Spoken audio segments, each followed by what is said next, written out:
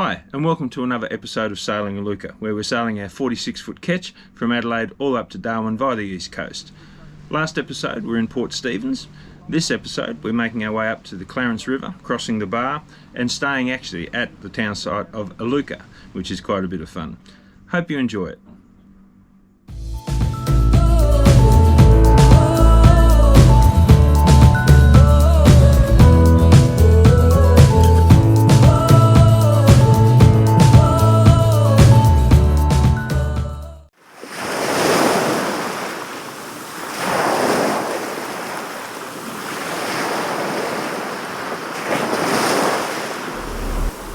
Okay, well that was a bit of a cool night, very uneventful, but 158 nautical miles down, 15 to go, and then we'll be in at Coffs.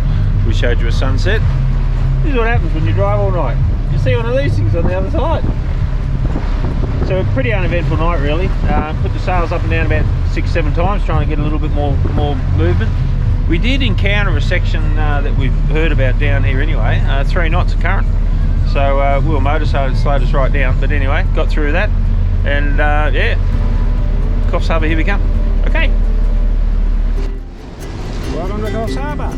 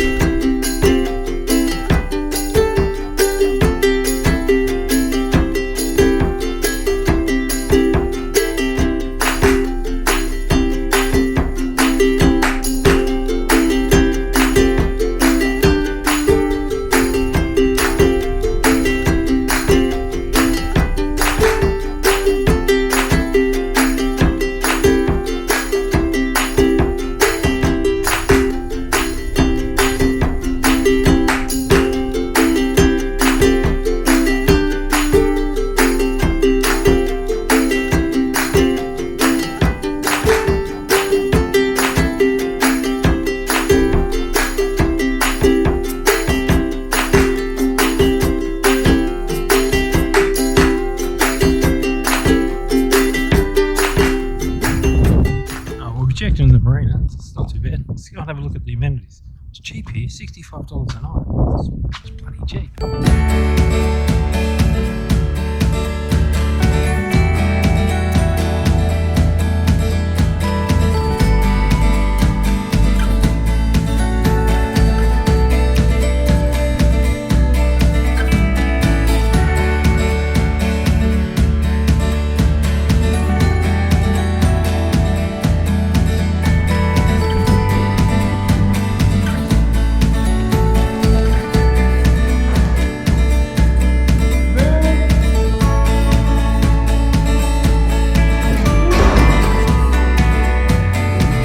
Yeah, so this is only about 5 minutes walk from the Marina. The supermarket, Hobby's Breath, bakery, bottle shop, pharmacy, righty. So yeah, it's a good little marina. Everything's nice and close.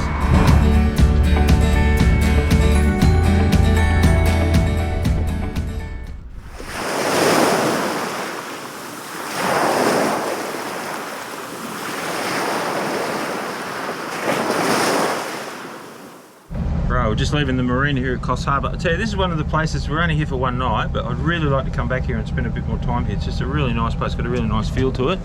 Yeah, Marina was really good. Nice sunrise, looks like it's going to be lovely weather today. Hills in the background, big public jetty there you can go out on. Really big famous breakwall out here with all the coloured rocks on the end of it.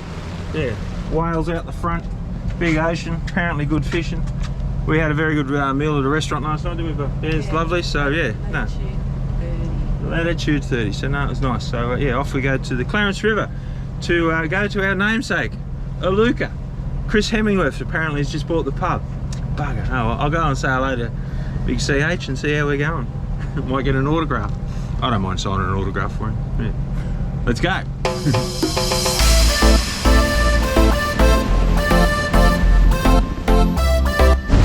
So we thought we'd take the coastal route this morning, so we can have a look at the hills.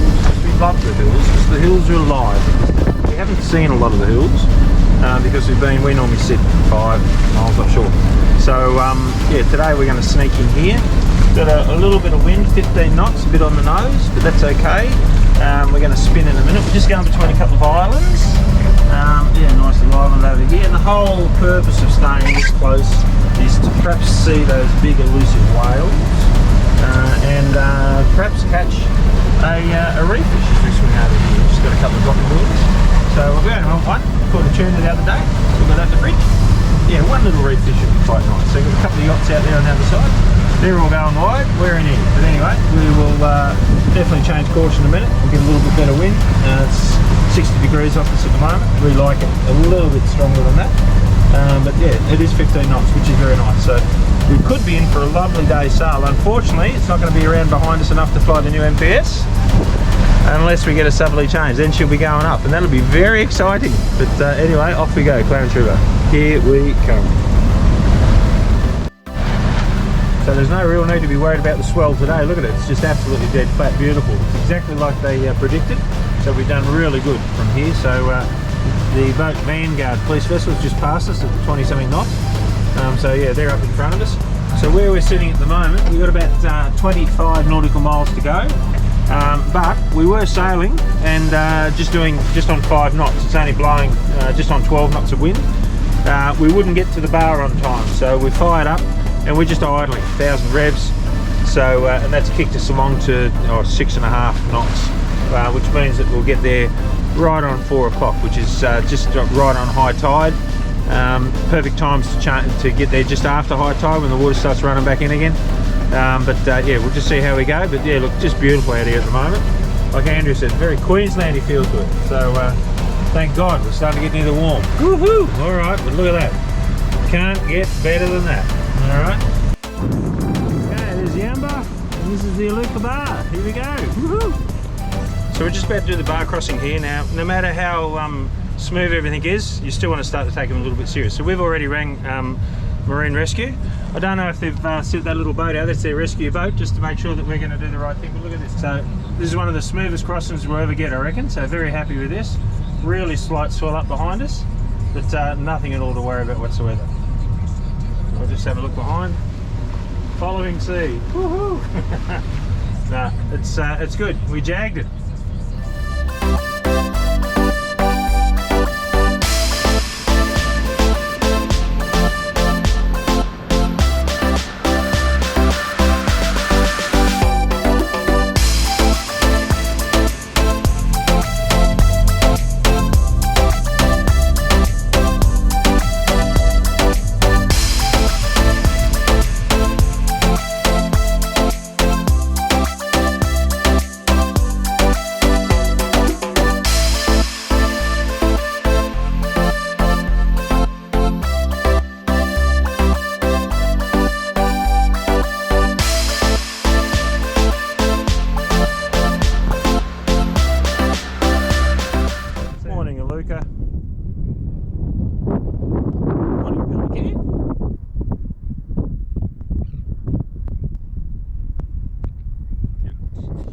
A good little anchorage in here, it's nice, but you got to be warned, there is a sandbar just on the other side of that catamaran. All right, there's another one just behind us here where the pelican is,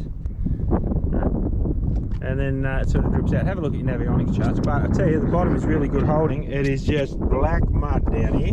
We actually we were a little bit shy last night, so I pulled up the anchor this morning. And yes, the gurney's out. There was shit everywhere.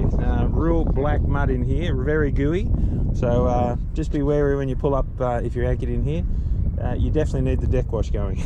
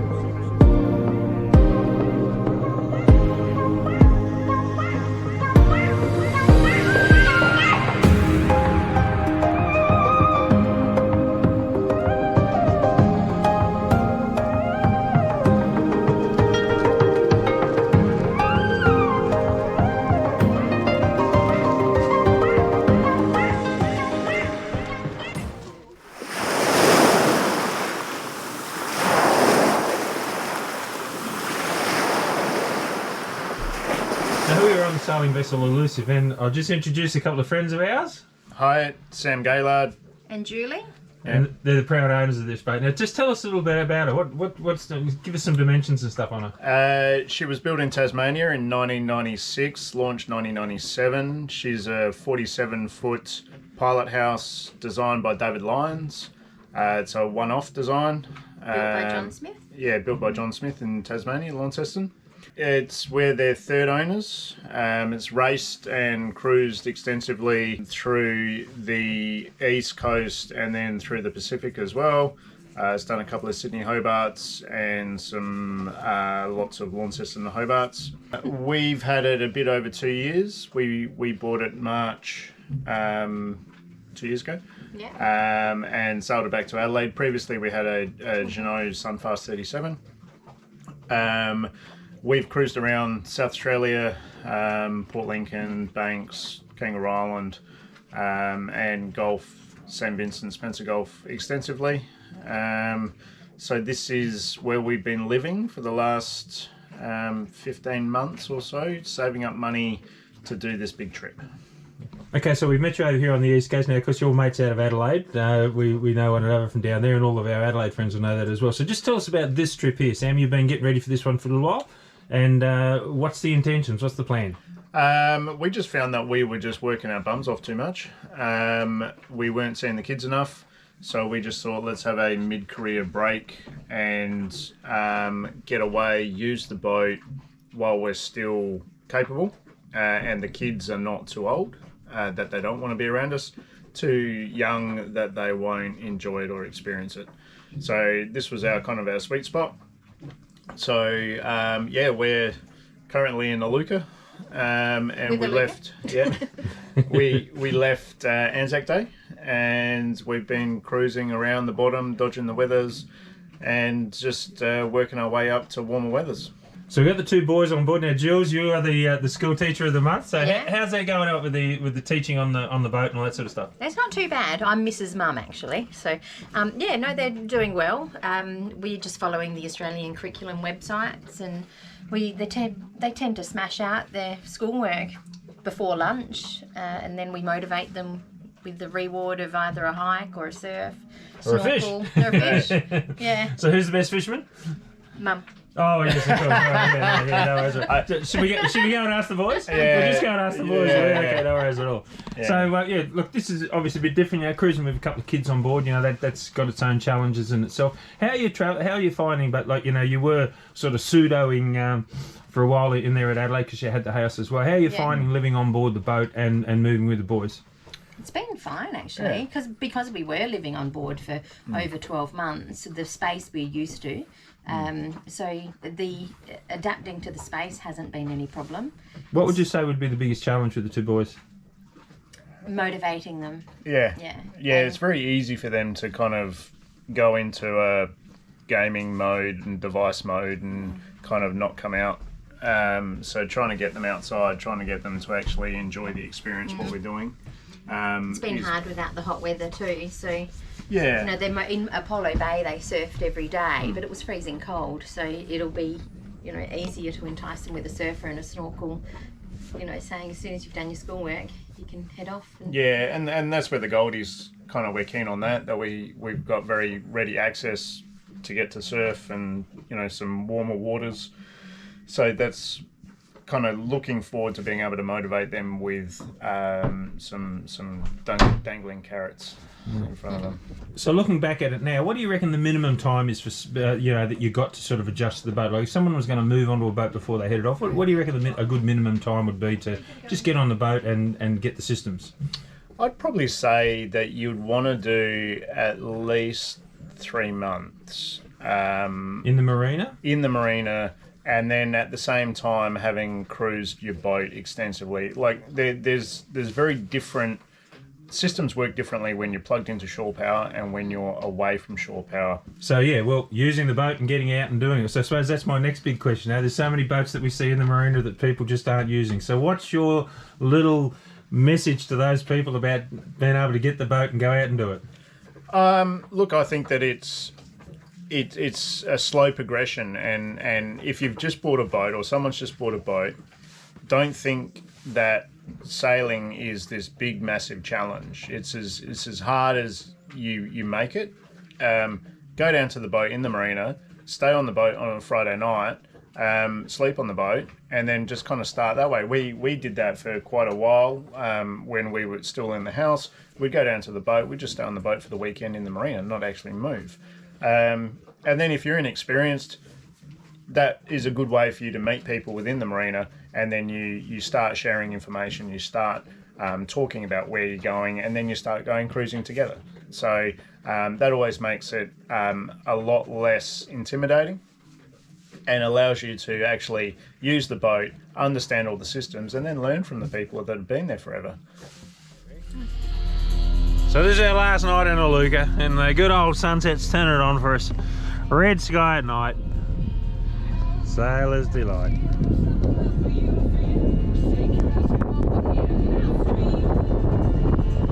But before we go, I always show you a handy hint, right? So the handy hint I've got today is a bowline. Now a bowline, everybody knows how to do a bowline apparently, but a lot of people, when they're learning how to do one, it's quite hard to teach one.